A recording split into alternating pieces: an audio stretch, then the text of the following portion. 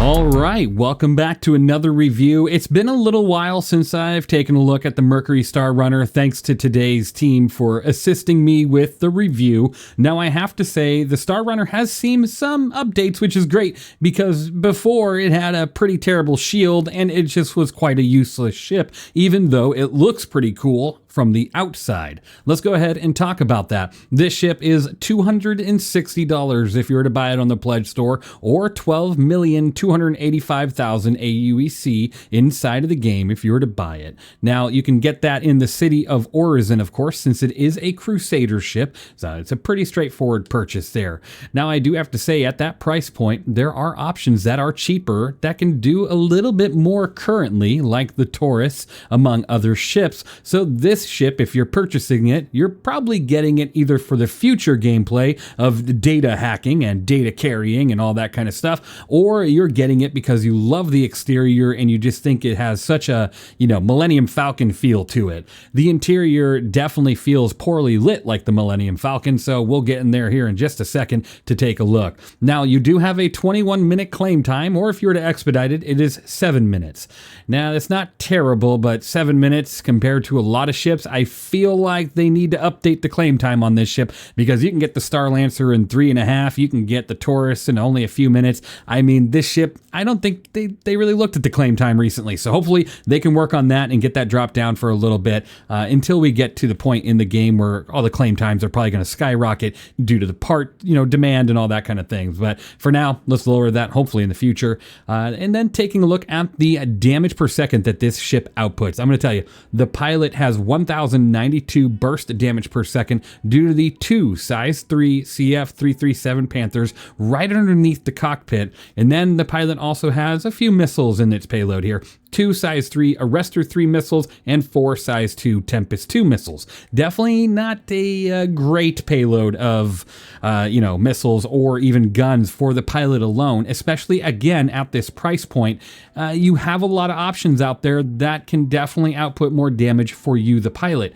And then you do have 2,184 turret burst damage per second, which isn't terrible. It's 4 size 3 CF337 Panthers, 2 of them at the top and 2 of them on the bottom, and they are manned turrets. So quite interesting that, 900 years into the future, that we're still sitting with manned turrets. I wish these things were unmanned so they could be a little bit smaller and closer to the body. That would honestly look better and be a little bit more efficient for you and your crew, and maybe a little bit less hazardous, right? But, hopefully we'll get that update sooner or later on a lot of these ships that do have manned turrets when they honestly should be remote.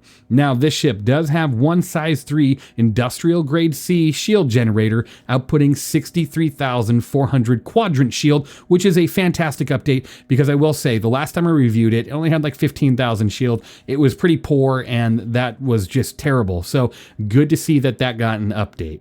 Now, if you're looking at the ship health pool, it's still sitting at 41,400, which again, I just don't agree with that number. I mean, if you look at the Constellation series, they're at over 100,000 typically with their ship HP. Now, obviously, this thing is like one big body, but there are still parts to this ship that could potentially, take some of that health pool away. I honestly wish they would double the health pool, sitting at about 80 to 85,000. That would make this ship definitely better due to the fact that it doesn't really have that great of a damage output, so you're not too worried about being overpowering. Even if you have double the HP than you do now, you still don't have that overpowered control of guns like the Connie series or the Drake Corsair or multiple other ships that have so much bigger firepower and even greater health pools. So hopefully we'll get an update to that.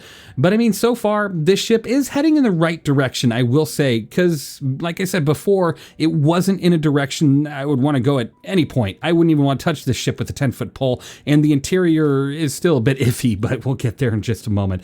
This ship does have a top SCM speed of 217 with a 510 forward boost and a 218 backwards boost with a top nav speed of 1,300.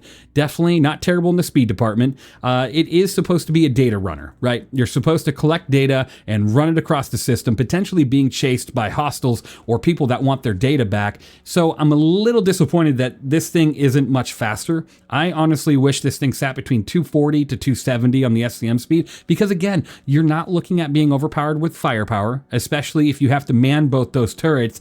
You already have a disadvantage there. But then you have a lot of other elements inside the ship. They're going to be a nightmare, including only one entrance and exit to this ship, and that's that back ramp.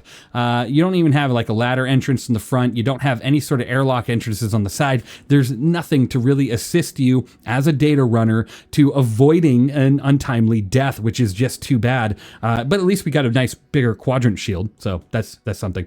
The pitch yaw roll is sitting at 25, 23, 53 with a boosted 30, 28, 64. So its maneuverability, again, I mean, it's lower. It's lower than I feel like it should be, but I'd more or less concentrate on the speed of the ship and not really the maneuverability, because this thing's supposed to be a straight line runner. You grab your data, you book it, right? Sometimes you're gonna have to maneuver around a meteor or something, or an asteroid out there, but you shouldn't have to worry about being too maneuverable because you're not a combat vessel.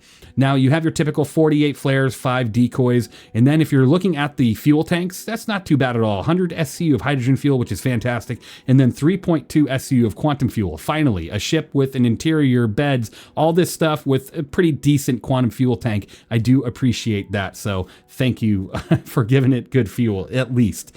Now, let's go ahead and take a look at the interior of this ship, and like I said, it's only got one entrance, so I'm not going to be sitting here going around the whole ship going, whoa, look at this entrance, because all you got is this back ramp here, which of course it's a major complaint of this ship. It really is. And I think anybody that has this ship agrees they could use another entrance to get in here. So let's go ahead and take our entry to the back here. You can put multiple vehicles back here, including an ROC. So you can use this right now as like a mining vehicle, go out there and do some personal mining, or you can just transport cargo, sitting at 114 SCU of cargo on this grid here.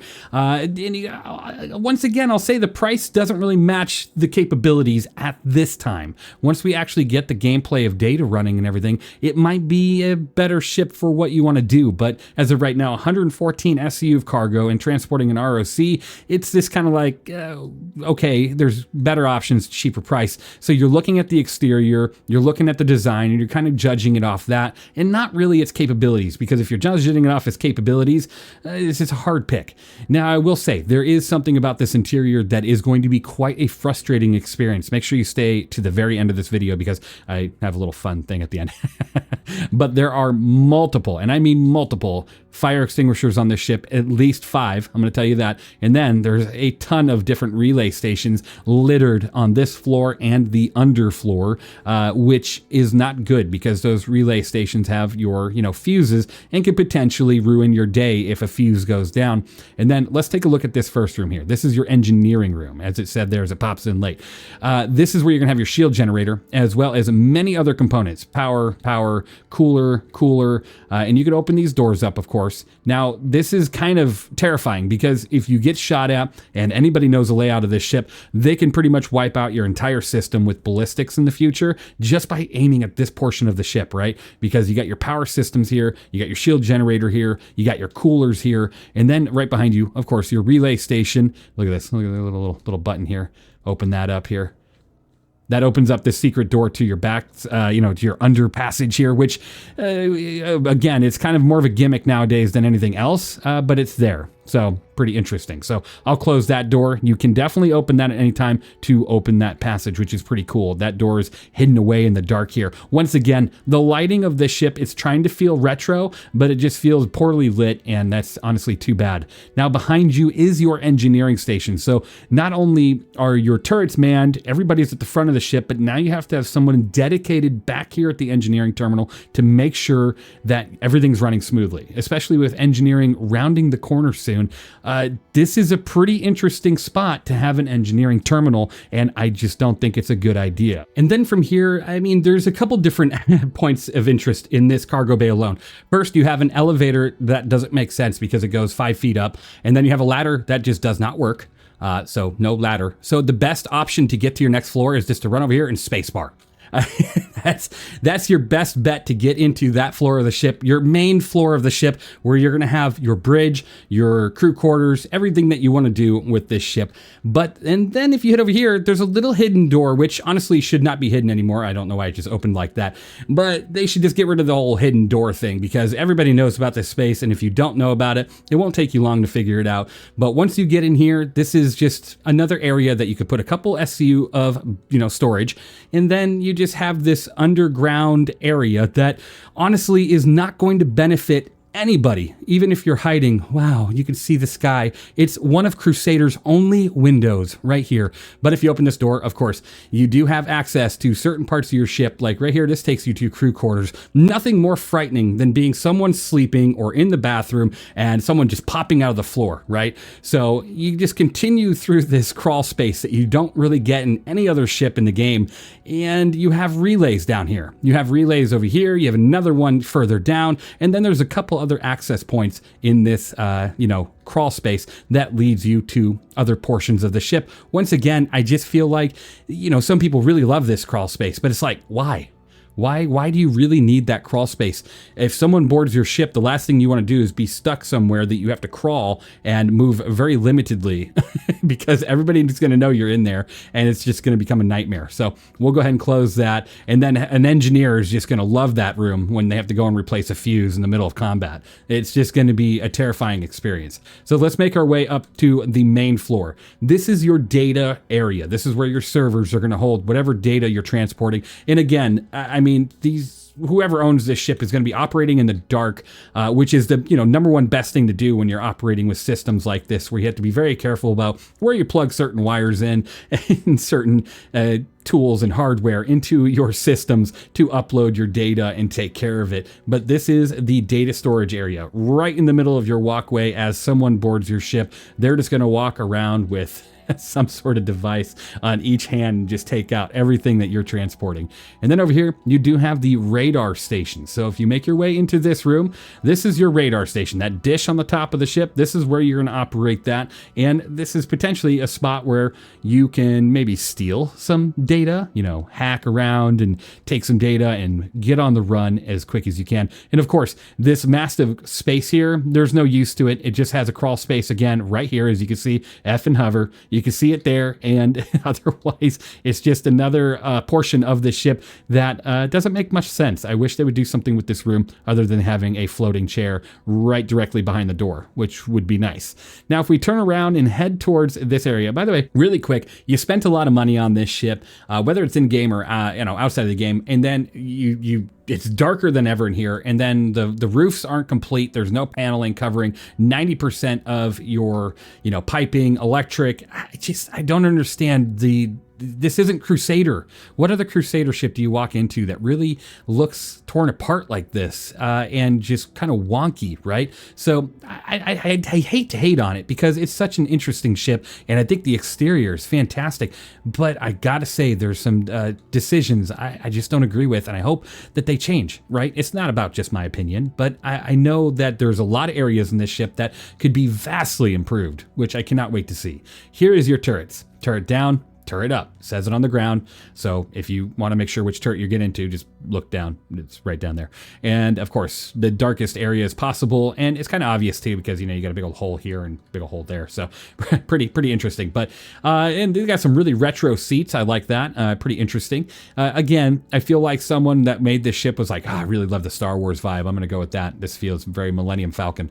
You make your way through the next floor here, or room, door. It's door central. You know, it's Crusader. You got doors everywhere. First, you take a left. This is recreation. So you're going to have a nice area to go ahead and play chess, to go ahead and sit down and read, to eat your food. You got drinks and everything over here. It's pretty nice little area, pretty cozy. And then of course you have your secret access point. So if I were to take this piece right here and move it on over to the cup holder, wait, someone took my piece. I gotta get the piece. I think it was this one here. Let me double check. Is it this one? Nope, it's not that one. It's one of these. I think it's maybe this one right there. That looks like the one. Now, if we take this, yep, that's the one. You just got to find the right one. And you put that there, it does open up that crawl space, which is pretty cool. Again, useless. It's quite terrifying. You're just sitting here eating lunch and then your food gets thrown across the room while someone pokes their head out. It's going to be a situation you don't want to be a part of. So I'm going to take that back off and put this back on the board. And I guess I'm going to pick up this piece. It's going to walk with me with the rest of the review.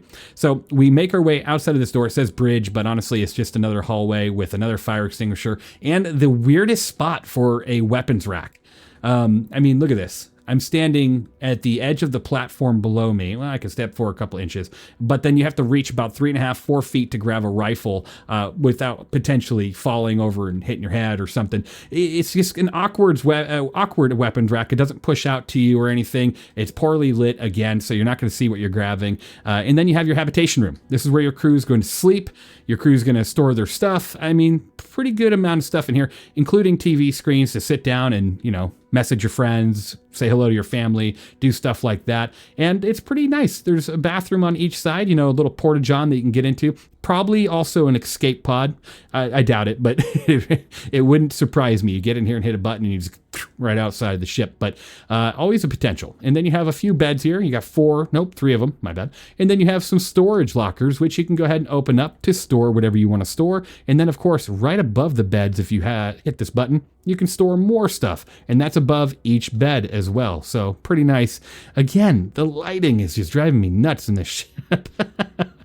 But let's go ahead and make our way. Nothing better than having to use a flashlight in your starship, right?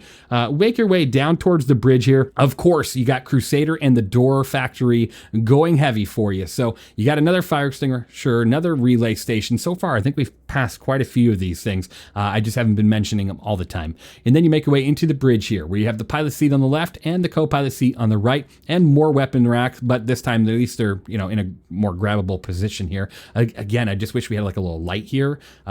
It's quite a dark weapons rack. And then another relay station. Like, we don't have enough of these things, but they are literally everywhere. And it's going to be quite interesting to see how well that operates for you. Let's go ahead and head into the pilot seat so you can see what type of view you have outside of the cockpit.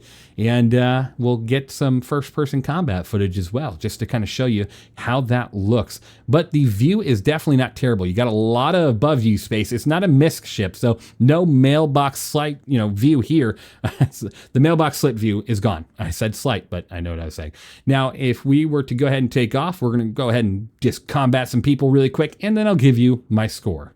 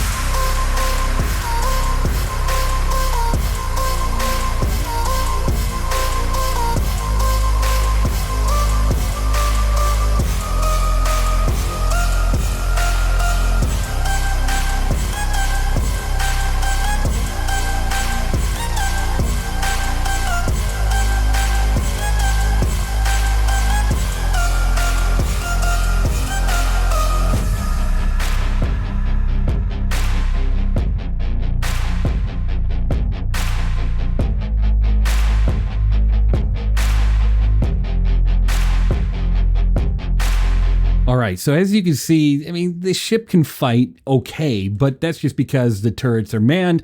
A lot of the times you're going to be flying this ship solo or without manning the turrets, and that could be quite a problem with only 2 size 3 weapons at the front. But if you man those turrets, I mean, now you're up to 6 size 3 guns, so you're looking at like Asgard levels of firepower, even though that thing's got even more firepower than something like this.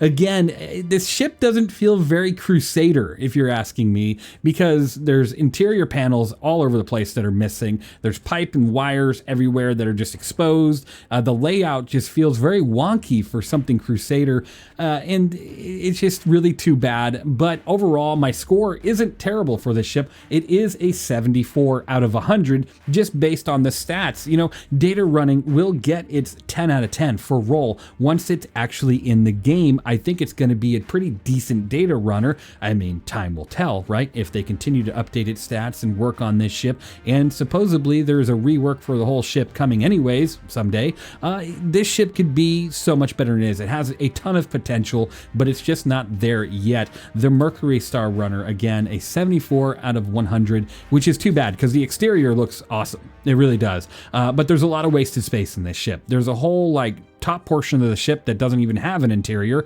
and then the whole bottom floor just is kind of a original gimmick just to sell the ship, but then they did nothing else with it, and no other ship has it, and there's really no purpose to it right now, especially when we have like FPS radar coming in. It's just not going to be something that you're going to use really ever, unless you need to go down there and replace a relay, which is just too bad. But let me know, what do you think of the Mercury Star Runner down in the comments below? How would you change this ship to make it better? Would you take out that elevator and add just a small staircase? Would you add a 3rd floor? Would you take away the whole top portion of the ship and make it thinner? Would you remove those turrets and make them unmanned or, you know, remote turrets? Let me know what you think. Thank you for watching. I really hope you enjoyed. You all are truly amazing, and I'm really not trying to drag this ship. I think it's got so much potential, but there's just a lot of areas that it could use its improvement.